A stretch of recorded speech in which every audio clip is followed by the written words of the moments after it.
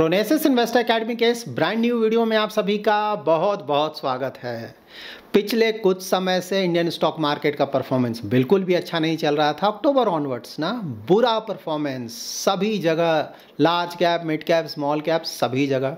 वहाँ पे बोला जा रहा था कि भाई एफआईआईज बिकवाली कर रहे हैं, भाग रहे हैं इंडियन मार्केट से, इसलिए गिर रहा है। जब वो वापस आएंगे तो मार्केट का परफॉर्मेंस अच्छा हो जाएगा।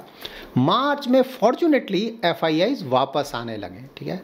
तो उसके कारण शुरू में तो बिल्कुल देखने को मिला कि इंडियन स्टॉक मार्केट का परफॉर्मेंस अच्छा चला, लेकिन अब पिछले कुछ दिनों से अगेन कल का ही मार्केट आप देखिए, आज का ही मार्केट देखिए।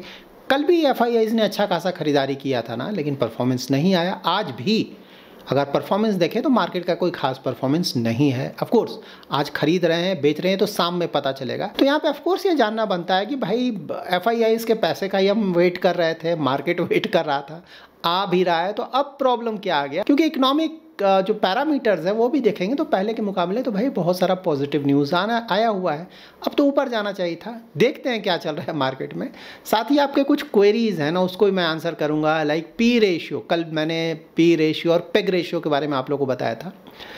तो आप जानना चाहते हैं कि पी रेशियो कितना होना चाहिए किसी भी कंपनी का, तो इसको ब्रीफली मैं कवर करूंगा। साथ ही आप लोग जानना चाहते हैं कि ये जो इक्विटी पोर्टफोलियो है उसको कैसे हेज किया जाता है ताकि मार्केट गिरे फिर भी आपके इक्विटी पोर्टफोलियो में ज़्यादा फर्क ना पड़े। कैसे किया जा सकता है बताऊंगा। और साथ ही कुछ सेक्टर्स रिलेटेड ना, कुछ सेक्टर्स आजकल न्यूज़ में है। IT sector, oil and gas sector और साथ ही फार्मा सेक्टर, इन तीनों सेक्टर्स को भी कवर करूंगा कि यहाँ पे चल क्या रहा है। इन्फॉर्मेटिव वीडियो है, पूरा देखें, अच्छी तरह से समझें। अगर अच्छा लगे तो लाइक और शेयर करें। पहली बार हमारे YouTube चैनल में आए हैं, अगर आप अपना मार्केट नॉलेज बढ़ाना चाहते हैं तो बिल्कुल हमारे YouTube चैनल को आप सब्सक्राइब करें। यहाँ पे ऑफ कोर्स अब जान लेते हैं कि भाई ये मार्केट को क्या हो गया ना। पहले ना, अगर आप हमारा रेगुलर YouTube चैनल वॉच करते हैं तो पहले मैंने आप लोग बताया था कि भाई मार्च तक हिम्मत से काम लें। जब मार्केट बहुत गिर रहा था, ऑफ कोर्स जब गिरता है तो परेशानी होता ही है ना, हार्ड एंड मनी है, कौन चाहेगा कि उसका पैसा नीचे जाए। तो मैंने बोला था भाई मार्च तक होल्ड ऑन करें, हिम्मत से काम लें, मोस्टली थोड़ा पॉजिटिविटी आएगा। वो लग रहा था कि एफआईआईज ने बहुत बेच लिया है भाई, इकोनॉमिक कंडीशन भी इंप्रूव कर रहा है, वैल्यूएशन भी पहले के मुकाबले अट्रैक्टिव हुआ है, थोड़ा पैसा आना चाहिए और आया भी, ठीक है।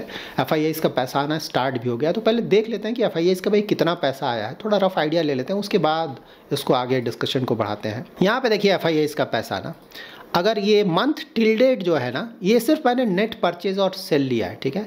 डेली बेसिस पे जब भी स्टॉक मार्केट खुला रहता है एफआईआईज खरीदते भी हैं, बेचते भी हैं, डीआईआईज खरीदते भी हैं, बेचते भी हैं, डेली बेसिस पे। ये नेट अमाउंट कि भाई जो खरीदा और जो बेचा उसको माइनस करने के बाद फाइनल फिगर क्या आया, वो सिर्फ मैं यहाँ पे मेंशन कर रहा हूँ, वही हमें देखना है, ठीक है।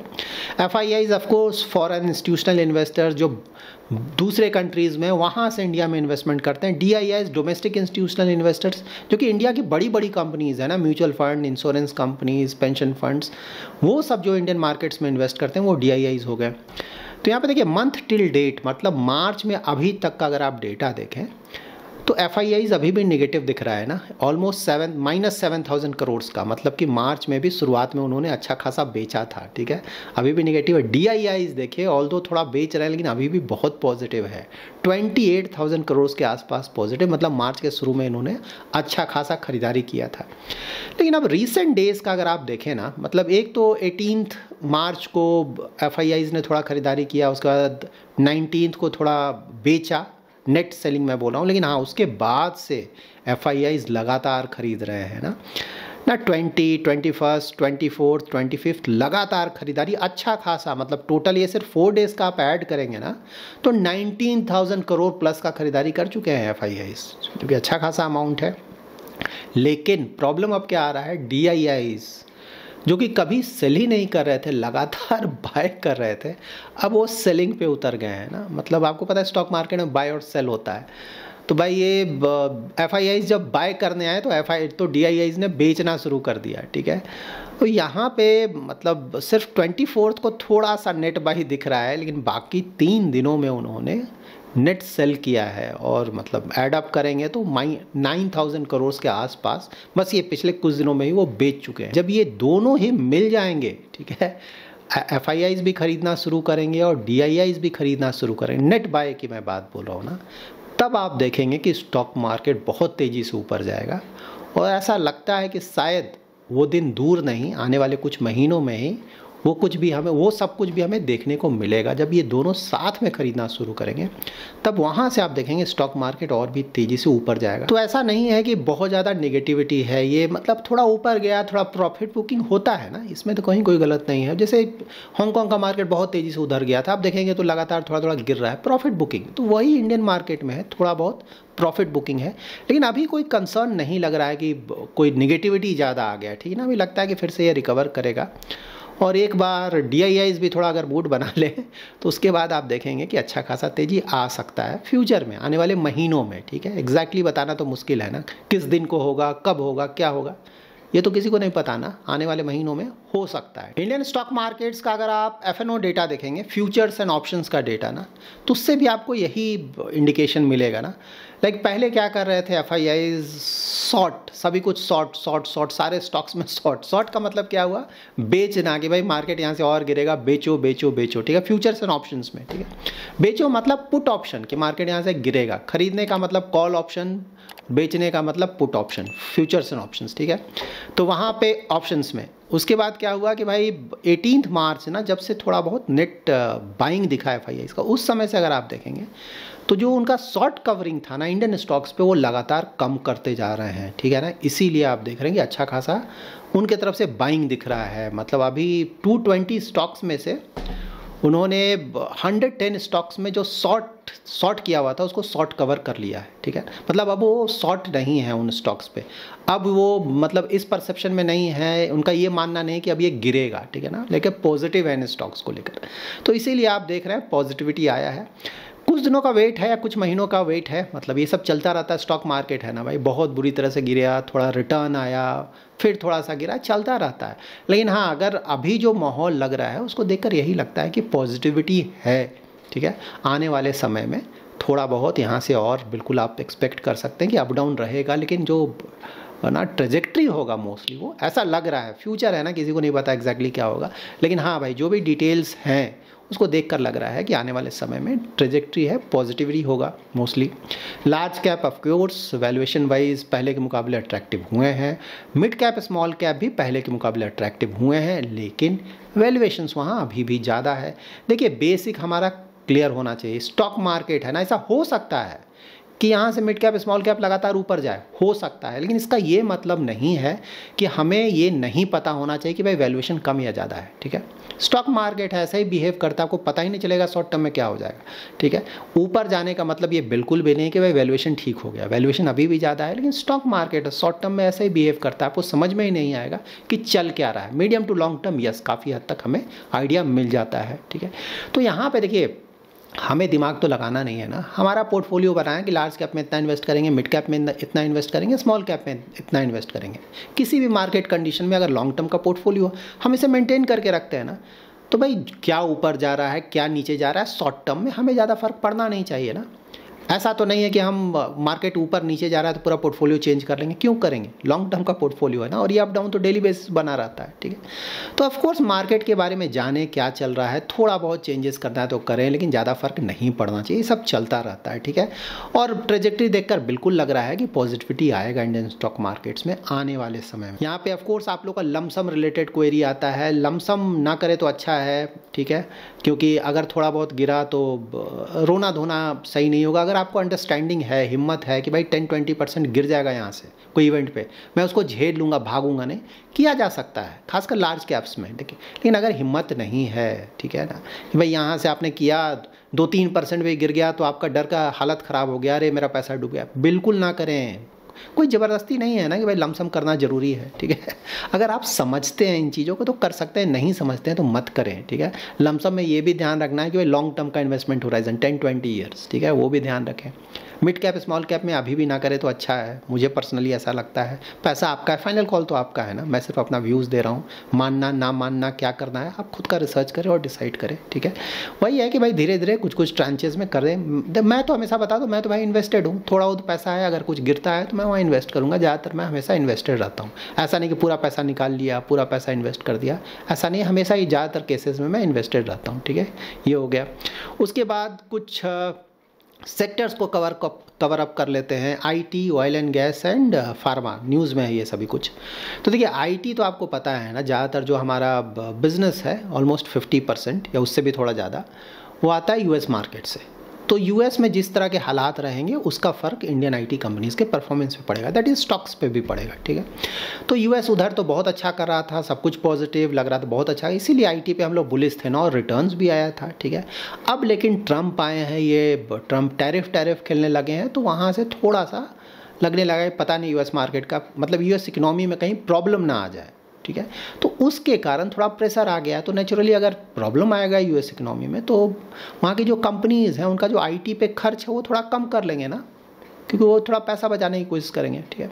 तो वो होगा तो इंडियन आईटी कंपनीज़ का परफॉर्मेंस हिट होगा। इसीलिए आईटी कंपनीज़ पे कभी कभी आप देख रहे हैं थोड़ा बहुत प्रेशर देखने को मिल रहा है। तो यहाँ पे ऑफ कोर्स क्लैरिटी वेट करेगा ना कि भाई यूएस में अगर यहाँ से अगर मान लीजिए ट्रम्प, क्योंकि अभी करने टैक्स कट करने वाले हैं ना, टैक्स कट करेंगे और ये जो टैरिफ खेल रहे हैं इसको थोड़ा कम करेंगे, ठीक है। जो एग्रेसिव वे में जा रहे हैं थोड़ा अगर एग्रेशन कम करेंगे ऑफ कोर्स यूएस मार्केट्स वहाँ से पिकअप पकड़ेगा और आईटी कंपनीज़ का भी परफॉर्मेंस आएगा। लेकिन हाँ, अगर ये जो खेल रहे हैं गेम उसमें अगर यूएस इकोनॉमी में कुछ प्रॉब्लम आ गया तो आईटी सेक्टर की कंपनीज में भी प्रॉब्लम आएगा। तो ये हमें मेंटली प्रिपेयर्ड होना चाहिए इसके लिए। ऑयल एंड गैस में भी थोड़ा आपने प्रॉब्लम देखा होगा पिछले कुछ दिनों में। उसका रीज़न ये है कि ट्रम्प ने बोला है कि भाई जो वेनेजुएला से जो भी इंपोर्ट करेगा ऑयल ना, उस पर मैं 25% का एडिशनल टैरिफ लगा दूंगा, मतलब जो टैरिफ ऑलरेडी लगा हुआ उसके ऊपर और 25% टैरिफ लगा दूंगा, ठीक है। तो भाई वेनेजुएला के पीछे क्यों पड़े हैं, उनका बोलना है कि भाई ये वेरी हॉस्टाइल कंट्री है यूएस के प्रति, और वहाँ से वेनेजुएला से वो यूएस में क्रिमिनल्स को भेजा जा रहा है। मतलब ट्रम्प है ना, कुछ भी बोल सकते हैं, तो उनका ये बोलना है। इसलिए बोल रहे हैं भाई वहाँ से जो ऑयल का इंपोर्ट है, वेनेजुएला अच्छा खासा एक्सपोर्ट करता है ऑयल का, तो वहाँ से बंद कर लो, करोगे तो 25% का टैरिफ इंडियन कंपनीज़ का वहाँ से इंपोर्ट होता है। लाइक ओएनजीसी का तो वहाँ पे कुछ बिजनेस भी है, प्लस जो और दूसरे जो ऑयल मार्केटिंग कंपनीज़ हैं लाइक HPCL, BPCL, IOCL और रिलायंस इंडस्ट्रीज़ का भी शायद वहाँ से थोड़ा बहुत इंपोर्ट होता है ऑयल का, ठीक है। तो ऑफकोर्स थोड़ा बहुत उसके कारण प्रेशर, क्योंकि अब उनको चेंज करना पड़ेगा दूसरी जगह से, कब वहाँ से तो नहीं ले पाएंगे नेचुरली, दूसरी जगह से उनको लेना होगा, इसीलिए थोड़ा प्रेशर वहाँ देखने को मिला। उसके बाद फार्मा में भी वही है भाई, वो बोल रहे हैं 2 अप्रैल से रेसिप्रोकल टैरिफ, जो कि हमने कल डिस्कस किया था, वो बोल रहे हैं ऑटो, फार्मा और सेमीकंडक्टर का जो इंपोर्ट है यूएस में जो होता है उस पर 2 अप्रैल से 25% का टैरिफ तो हम लगाएंगे। तो ऑटोमोबाइल का तो हम कोई ऐसा नहीं कि एक्सपोर्ट कर रहे हैं यूएस में, उसी तरह सेमीकंडक्टर्स का भी ऐसा नहीं कि कोई खास हम एक्सपोर्ट कर रहे हैं यूएस में, लेकिन हाँ फार्मा का तो अच्छा खासा एक्सपोर्ट होता है। इसीलिए फार्मा की कंपनीज़ में आप कुछ दिनों से प्रेशर देख रहे हैं और यही रीज़न है जिसके कारण हो रहा है, ठीक है। ये भी क्लियर हो गया होगा। इसके बाद पी रेशियो कितना होना चाहिए, हाँ। तो देखिए पी रेशियो बहुत ज़्यादा सब्जेक्टिव है, ठीक है ना। सबसे पहले तो ये सिंपल आप याद रखें कि किसी कंपनी का पी रेशियो कम है इसका ये मतलब नहीं है कि तुरंत जाकर इन्वेस्ट कर दें, ठीक है। ये सबसे पहला, क्यों सबसे ज़्यादा गलती इन्वेस्टर्स से ही करते हैं, ठीक है। पी रेशियो कम होने का सबसे बड़ा रीज़न ये हो सकता है कि वो जो कंपनी है वो घटिया क्वालिटी की कंपनी है, और आप कम पी रेशियो देखकर घटिया क्वालिटी की कंपनी में इन्वेस्ट करेंगे तो वहाँ पे मोस्टली आपका रॉन्ग नंबर लगेगा, ठीक है। रिटर्न या तो रिटर्न नहीं आएगा या फिर प्रिंसिपल अमाउंट भी काफ़ी हद तक कम हो जाएगा। तो ऐसी गलती बिल्कुल ना करें, ठीक है। सबसे पहले क्वालिटी चेक करें, उस पे ही पी रेशियो डिपेंड करता है। अगर कोई बहुत अच्छी क्वालिटी की कंपनी है, थोड़ा सा पी रेशियो ज़्यादा है चलेगा, ठीक है। लेकिन कोई घटिया क्वालिटी का कंपनी, उसका पी रेशियो कितना भी कम है, उसका पी रेशियो 1 है, 2 है, एकदम घटिया क्वालिटी की कंपनी है, बिल्कुल भी कभी भी उसमें इन्वेस्ट ना करें। उसमें ज़्यादा चांस यही है, स्टॉक मार्केट हो सकता है शॉर्ट टर्म में थोड़ा रिटर्न भी आ जाए, वो अलग चीज़ है, लेकिन ज़्यादा चांस यही है कि भाई वहाँ पैसा डूब जाएगा, ठीक है। तो ये बिल्कुल ध्यान में रखें। पी रेशियो देखिए चेक करने का तरीका क्या है ना, क्योंकि रिलेटिव पी है, कोई एग्जैक्ट डेटा तो होता नहीं, रिलेटिव नंबर होता है। तो भाई एक तो ये चेक कर लें कि 100, 200, 300 पी वाले स्टॉक्स को अवॉइड करें ठीक है। उसके बाद ये देख लें कि फंडामेंटल्स कैसा है उस कंपनी का, पूरा अच्छी तरह से चेक कर लें, ठीक है।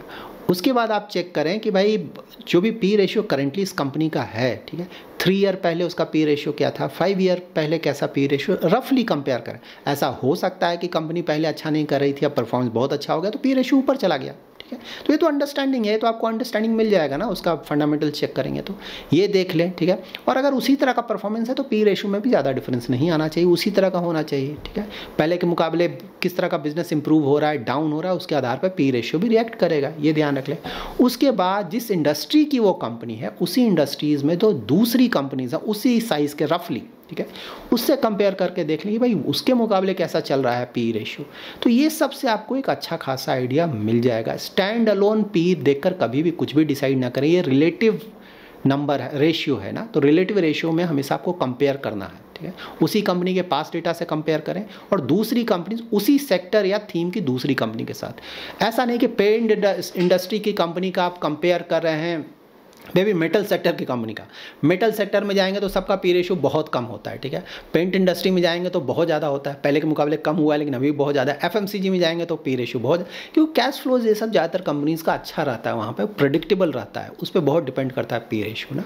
तो इसीलिए मेटल में क्या होगा, बहुत अनप्रेडिक्टेबल बिजनेस है ना, कभी बिजनेस आएगा तो बहुत ज़्यादा बिजनेस, बहुत ज़्यादा प्रॉफिट, नहीं तो पूरा डूब जाएगा, इसीलिए वहाँ पर पी रेशियो काफ़ी कम। ऑयल एंड गैस में भी पी रेशियो आपको कम मिलेगा क्योंकि ज़्यादातर वो गवर्नमेंट कंट्रोल्ड है, तो इसीलिए वहाँ पर प्रॉब्लम आता है, ठीक है। तो ये सब देख लें, इंडस्ट्री स्पेसिफिक चेक करें, ठीक है। बहुत कम है तो मोस्टली वो बहुत घटिया क्वालिटी का है, लेकिन हाँ फंडामेंटल चेक कर लें, कभी कभी हो सकता है अच्छी क्वालिटी की कंपनी भी थोड़ा बहुत गिर जाए, ठीक है। अगर मिल रहा है तो बहुत अच्छा है, क्वालिटी खराब है, पी रेशियो कम है, बिल्कुल भी इन्वेस्ट ना करें, ठीक है। क्लियर? इस रिलेटेड अगर कोई और डाउट है तो लिखिएगा, मैं आने वाली वीडियोज़ में आंसर कर लूँगा।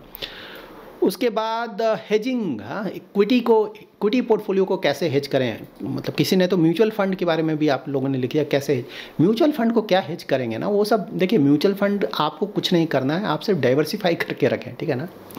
देखिए इक्विटी या फिर म्यूचुअल फंड जब भी इन्वेस्टमेंट करते हैं ना, तो हेजिंग का जो बेस्ट तरीका है वो है डाइवर्सिफिकेशन, ठीक है। रिटेल इन्वेस्टर्स के लिए खासकर डाइवर्सिफिकेशन का मतलब क्या हुआ कि भाई पूरा पैसा इक्विटी में नहीं डालेंगे, ठीक है।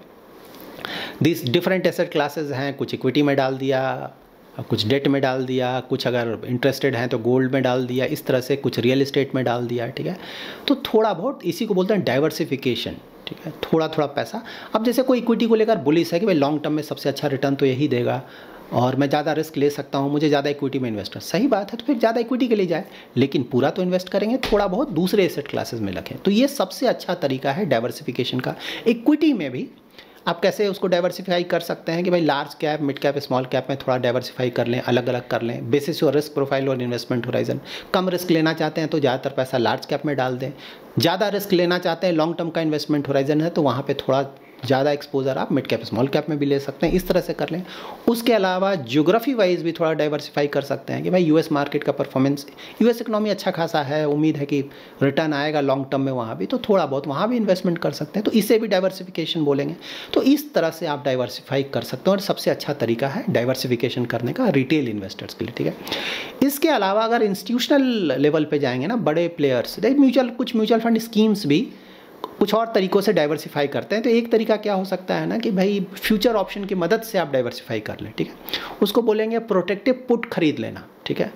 ऑप्शंस मैंने आप लोगों को बताया था ना कि कॉल और पुट ऑप्शन होता है। कॉल ऑप्शन अगर आप खरीदने जा रहे हैं मतलब कि आप मार्केट को लेकर बुलिश हैं कि मार्केट ऊपर जाएगा, ठीक है। पुट ऑप्शन अगर आप खरीदते हैं तो आप मार्केट पे शॉर्ट जा रहे हैं, मतलब कि मार्केट आपको लगता है यहाँ से गिरेगा, ठीक है। तो अगर आपने कॉल ऑप्शन खरीदा, मार्केट ऊपर गया तो आपको प्रॉफिट हुआ, लेकिन कॉल ऑप्शन आपने खरीदा, मार्केट नीचे गया तो आपको लॉस होगा। उसी तरह से आपने जब पुट ऑप्शन खरीदा, जबकि आप पुट ऑप्शन इसलिए खरीद रहे हैं आपको लग रहा है मार्केट नीचे जाएगा, तो जब मार्केट नीचे जाएगा तो आपको प्रॉफिट हुआ, लेकिन अगर मार्केट ऊपर चला गया तो वहाँ पे आपको लॉस होगा, ठीक है। तो ये कॉल लेने की बात है। यहाँ पे आप क्या मतलब इंस्टीट्यूशनल प्लेयर्स क्या कर सकते हैं ना, जैसे पोर्टफोलियो एक इक्विटी पोर्टफोलियो है, पूरा पैसा उन्होंने इन्वेस्ट किया हुआ है, ठीक है, स्टॉक्स में, ठीक है। अब उन्हें लग रहा है कि भाई मार्केट गिर सकता है यहाँ से ना 5-10% या 20%, उनको लग रहा है कि गिर सकता है, पैसा तो पूरा इन्वेस्टेड है, तो अब क्या करें वो, और इन्वेस्टेड रहना भी ज़्यादातर पैसा तो थोड़ा ही पैसा बाहर रखेंगे ना, कैश में पूरा पैसा तो नहीं निकाल लेंगे, ठीक है। तो अब वो क्या कर सकते हैं कि वहाँ से एक प्रोटेक्टिव पुट ले लेंगे, ठीक है। पुट का मतलब क्या हुआ कि भाई वो कॉल ले रहे हैं कि अब मार्केट गिरेगा यहाँ से, ठीक है, उनका थॉट प्रोसेस है। तो वहाँ पे क्या फ़ायदा होगा ना कि अगर मार्केट गिर भी जाता है तो जो उनका जो पुट ऑप्शन होगा वहाँ से उनको थोड़ा फ़ायदा मिल जाएगा, ठीक है। तो मार्केट का जो गिरावट का जो असर है उनके पोर्टफोलियो पे थोड़ा कम पड़ेगा, ठीक है ना। लेकिन यहाँ पे ये भी देखना है कि भाई जब आप पुट ऑप्शन खरीदेंगे तो फ्री का तो आता नहीं है ना, उसके लिए थोड़ा आपको पैसा देना पड़ेगा खरीदने के लिए, ठीक है। तो अगर यहाँ पे आपने जैसे आपने डिसाइड किया मार्केट नीचे जाएगा, नीचे गया तब तो ठीक बात है, फ़ायदा हुआ आपको। लेकिन अगर आपने सोचा कि गिरेगा, आपने पुट ऑप्शन ले लिया, मार्केट ऊपर चला गया, तब तो आपका रिटर्न कम होकर आएगा ना, ठीक है, क्योंकि आप ऑलरेडी पुट में थोड़ा पैसा वहाँ खर्च कर रहे हैं पुट ऑप्शन खरीदने के लिए, ठीक है। इस तरह से इसको देखें, सभी नहीं लेकिन कुछ म्यूचुअल फंड स्कीम्स इस तरह की स्ट्रैटेजीज़ को यूज़ करती हैं, ठीक है। रिटेल लेवल पे ये सब चीज़ें करने की ज़्यादा ज़रूरत नहीं है। क्यों नहीं है कि देखिए, म्यूचुअल फंड या दूसरे जो इंस्टीट्यूशनल प्लेयर्स हैं ना, उनको थोड़ा सा देखना पड़ता है कि भाई पैसा है इन्वेस्टर्स का, तो बहुत ज़्यादा अप एंड डाउन ना हो तो अच्छा है, नहीं तो कहीं ऐसा ना हो कि इन्वेस्टर्स भाग जाएं, ठीक है ना। तो अगर लगता है वे गिरने वाला, चलो थोड़ा सा ले लेते हैं ताकि ज़्यादा गिरे नहीं, गिरावट में मेरा पोर्टफोलियो थोड़ा रुका रहे, ठीक है ना, बहुत गिरावट ना आए, ठीक है, वो इस तरह का थॉट प्रोसेस के साथ जाते हैं। लेकिन रिटेल इन्वेस्टर्स जो हैं भाई, हम तो लॉन्ग टर्म के लिए इन्वेस्ट कर रहे हैं ना, ठीक है, तो वहाँ पे ये पुट ऑप्शन में क्यों पैसा बर्बाद करना, और वो भी सही होगा नहीं होगा क्या होगा, क्यों इस चक्रों में पड़ना। तो आइडियली रिटेल इन्वेस्टर्स को इन चक्रों में नहीं पड़ना है। गिरा हुआ है, ठीक है भाई, गिरा हुआ है, मुझे क्या लेना देना, 10 साल के बाद देखेंगे ना, 10 साल 20 साल के बाद गिरा ही रहेगा, वापस आ जाएगा, ठीक है ना। तो आइडियली रिटेल इन्वेस्टर्स को इन चक्रों में नहीं पड़ना चाहिए। आप सिर्फ डाइवर्सिफाई करके रखें, वो आपके लिए सफिशियंट है, ठीक है, म्यूचुअल फंड हो या फिर स्टॉक्स हो। So that's it in this video. अगर आपका इन्वेस्टमेंट रिलेटेड कोई भी क्वेरी है तो कमेंट में जरूर मेंशन करें, मैं आने वाले वीडियोज़ में ट्राई करूंगा उन क्वेरीज को आंसर करने का। वीडियो पसंद आया है तो लाइक और शेयर जरूर करें, और अगर आप अपना इन्वेस्टमेंट नॉलेज बढ़ाना चाहते हैं तो हमारे यूट्यूब चैनल को जरूर सब्सक्राइब करें। Thanks lot for watching.